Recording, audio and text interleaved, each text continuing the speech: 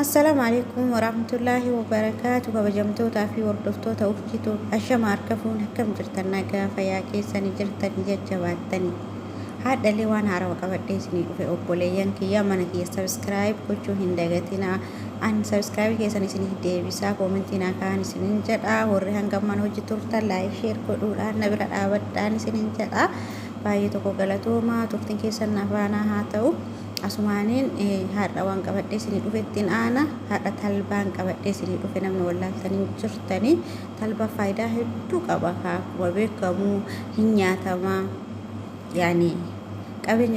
qabeenya oromiyaa keessatti margu keessaa isa tokkodha talbaan baay'ee tokko keessattuu gara naannoo arsiititti baay'ee tokko facaafama irraa faayidaa qaba zayitii ta'a rifeensaa fi fayyadamanii nyaataa fi fayyadamanii saniif jennaa har'allee anillee akkaataatti fayyadamni isaanii isinitti himaa ijoollee hedduun beekuu dandeettanii warri hin beekne immoo irraa baradhaan isiniin jala dhugaa rabbii baay'ata kana fayyade talbaani kun suuqii deemee talbaa bitadhee saamunaa fuulaallee bitadheen jira saamunaa fuulaa kanas baay'ee hin jaaladha isinoo akka maal fayyadamtaniin isiniin jedha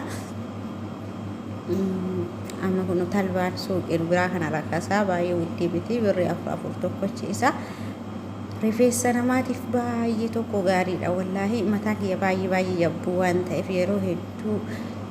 waa baay'ee fayyadamaa garuu kana fayyade talbaadha hanga talba fayyadamuu eegalee yeroo dheeraa ta'eera ergasiin booda mataan kiyya baay'ee tokko laslaasaa naa ta'ee dhugaa rabbii ka duraan seeraan naaf filamuu qabee mataa nama hedduu filaan keessa hin seenu rifeensa jechuudha dhiifama rifeensi nama hedduu baay'ee namaa hin filamu akkasuma namni hedduun rakkataa jirtan jechuudha dhugaa rabbii yoo talbaa dibdeen baay'ee takkaan isinii filamu yoo inni filame immoo dheerachuu wanti dhorku hin jiru fakkeenya biqiltuu tokko yeroo seeraanii kotokotanii akka isii ol biqiltu shakkii maleedha saniifuu isinillee dibadhaati laalaan isiniin jedha akkaataatti hojjetan isinitti aana ibiddatti qabsiifadheen jira distii qopheeffadhee ibiddatti qabsiifadhee maankaa lama itti naqadha jechuudha ani maankaa lama fayyadamu ammaa fi baay'ee fayyadamu ufuma kiyya bichaa fi kunoo bishaan leetirii takka itti naqadhee jira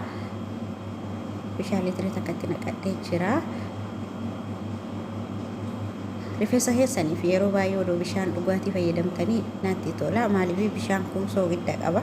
mataa nama jalaa goggosaa ani immoo bishaan dhugaatii leetirii takka fuudhee itti fayyadamaan jira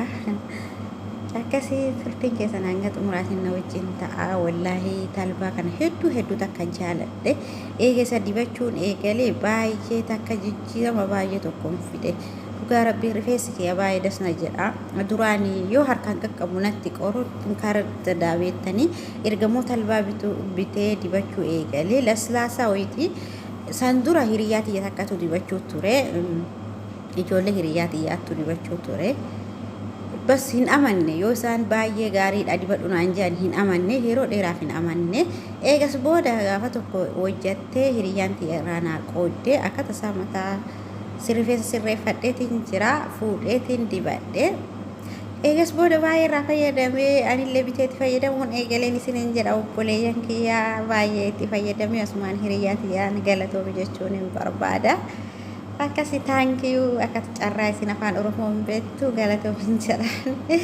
akkasi isiniin jedha obboleeyyan kiyya wallaahi baay'ee takka faayidaa qaba itti fayyadamaa laalaan isiniin jedha gaafa gizee tokkoffaa dibattan xiqqishuu isii mataa isinii jajjabaachuun mala guyyaa lammaffaa ufuma isaatiin dhugaa rabbii akka mataa daa'imaatitti afoo kana akka mataa sirriitti masaaj gootanii akka mataa daa'imaa kanatti isinii bareedaa jechuudha akkasii kunoo amma akkana tole dhadhaadha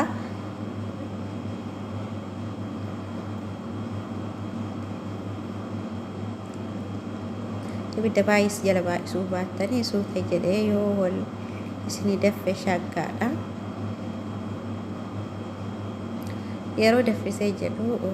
warri ani bira hojjedhu maal hojjettaa maaliin gootaa maaliif si fayyada nyaanna jedhaanii turre ijoollee hedduu taane distii guddaa wayititti daffisnaa duraan jechuudha amma kanoota akkattiitu jira maaliin goota yoo nuun jaadi ni nyaanna jennaan gaafa amma ammoo isaanillee baratanii baay'ee tokko bittee dhufti madaami an bira hojjedhu ijoollee dibdisiin illee ofiillee hin dibatti fuula kana immoo dhugaa rabbii yoo daffisee ka'e hundu isaanii qabatee ni jala dhaabata inni qicaa fi fuulaafis gaariidha isaan baay'ee fuulaaf fayyadamanii illa salasiisa yani ani immoo hanga rifeensa dibadhee yoo narra gayyaa'e malee fuulaaf baay'ee hin dibanne madaamiti yommuu fuulaaf dibatti maayaa wardaa jedhamu san dibeettan jedheeti yaada ruuza ababaa jedhamu sanii isa itti diqishuu itti dabalanii dibatan jechuudha.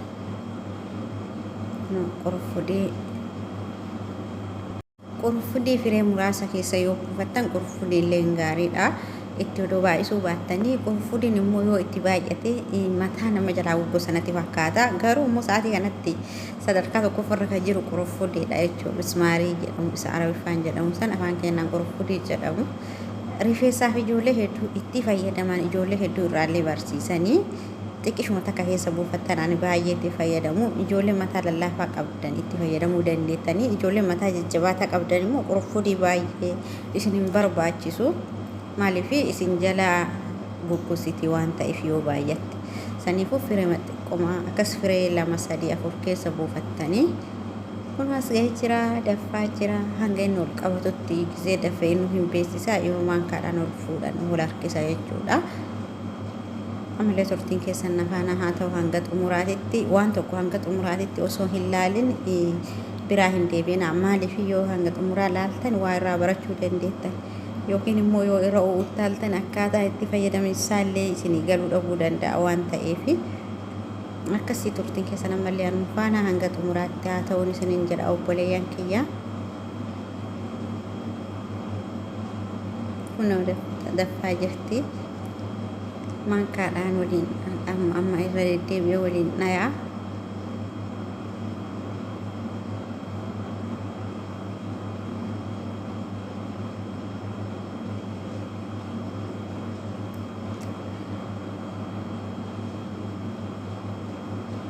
Yeroo inni daffee jedhee hin beeksisa inni yoo akkas ol fuutan hin yabbata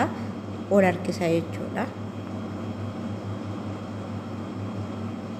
Hatta yoo biyyatti illee galtan kun akkana ta'ee jira biyyatti illee galtan fayyadamuu dandeettanii kun immoo waan biyya keessa jiru waan ta'eef rakkoo hin qabu isa fayyadamtanii kaatanii rifeensa keessa miiccattanii achi boodaan immoo qibaatii rifeensa keessa hin barbaachisu rifeensi keessan jaalatu itti fayyadamtanii isa dibattanii bakka addaan qoodanii duraa yoo osoo talbaan dibatiin duraa yoo mataa keessan bakka rifeensa keessan bakka afuritti akka kaffaltan jechuudha. Eegas booda immoo yoo harka keessanii sukkumtanii sirriitti dibdaniin booda xaqallaltan laastikiidhaan roolii yookiin laastikiidhaan xaqallaltanii eegas booda eega xaqallaltaniin booda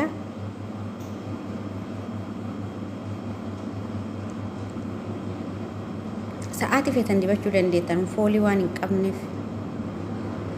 feetan sa'aatii 2 fura tursiisuu feetan sa'aatii 4 fura tursiisuu dandeessanii feetan dibattanii halkan bultanii ganama dhiqachuu dandeessanii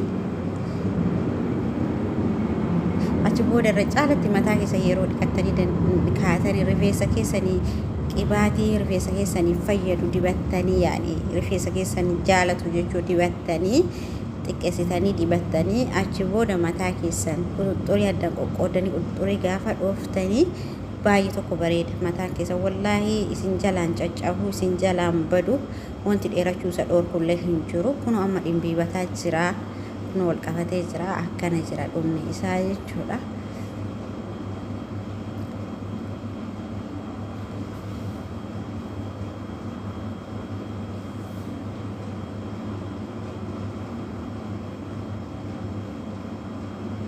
Kunoo akkana fakkaata.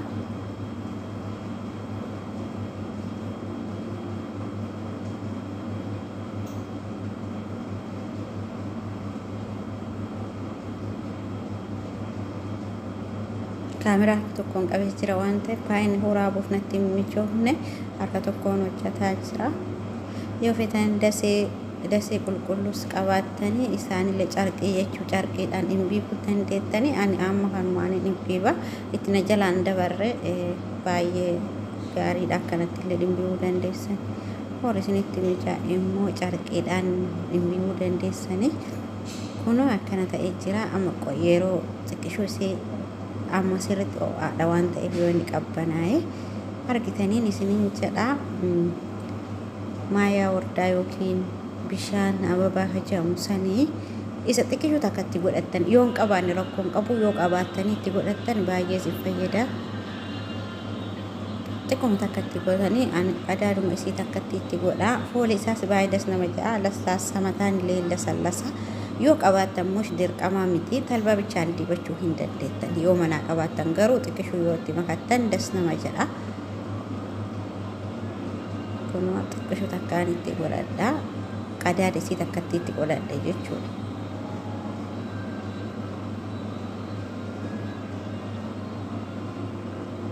kunoo isuma takka itti godhadhe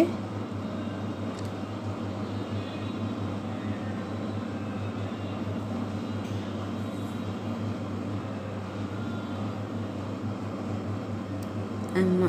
akkana jira kunoo akkana jira hin ho'a xiqqoo harkana buufuu fedha xiqqishuu lafa taa'u eegeetiin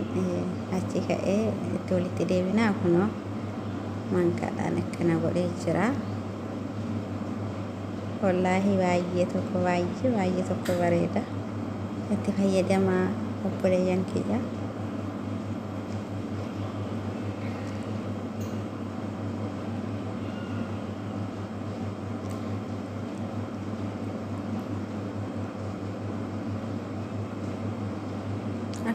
akkuma isiniin jedhe kaameraa harka tokkoon qaba odoo harka lamaan ta'e seeraanii waliin gahaa kun harkuma kiyyaanitti aanee nama gubaa garuu sa'aatiin akkana jalaan deemneef jedhee muddame nama guba.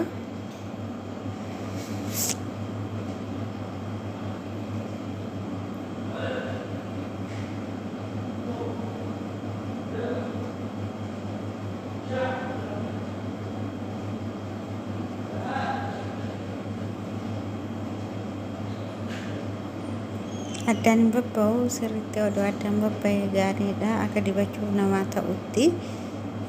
akkasitti harka keessanii yookiin mankaadhaan waliin dha'uu dandeessanii harka keessaniin illee yoo waliin dhooftan yookiin kan laaxatti illee waliin dha'uu dandeessanii ani immoo isin mul'isuuf jedheetumaan harka kiyyaan akkas godhaa jira akkasii ijatti naman tolu garuu baay'ee kana